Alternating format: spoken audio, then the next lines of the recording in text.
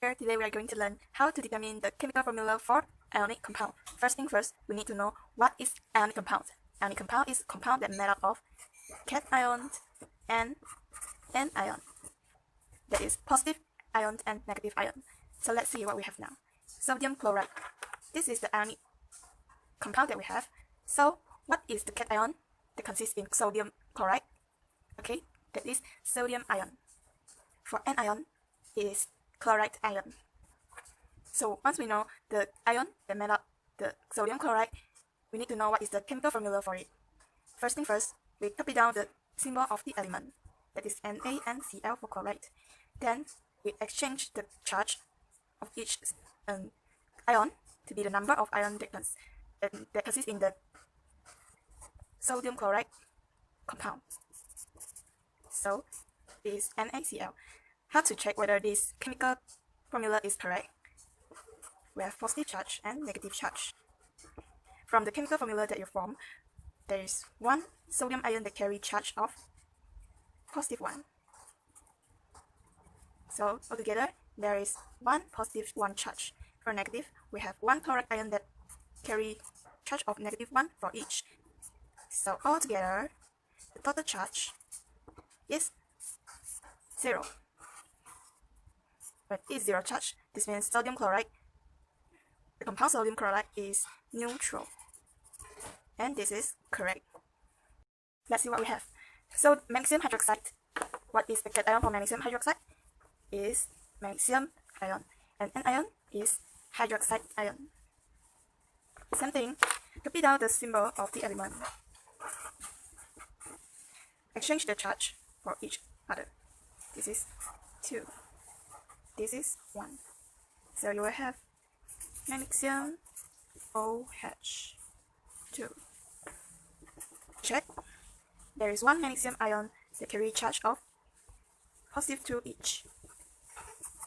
And negative charge, you have 2 of hydroxide ion that carry charge of negative 1 for each.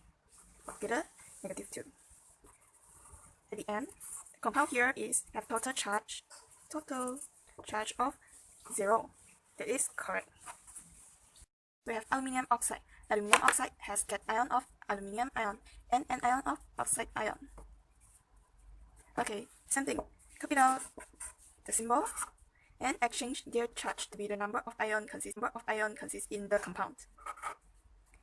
Check. The positive ion is aluminium ion. That is 2 aluminium ion that carry charge of positive 3 for each. Negative charge, you have 3 oxide ion that carry charge of negative 2 for each. So altogether, you will have charge of 0, which means the compound is neutral now. Neutral. And this is correct. Let's move on. We have ammonium nitrate. So the cation for ammonium nitrate is ammonium ion, and its anion is nitrate ion.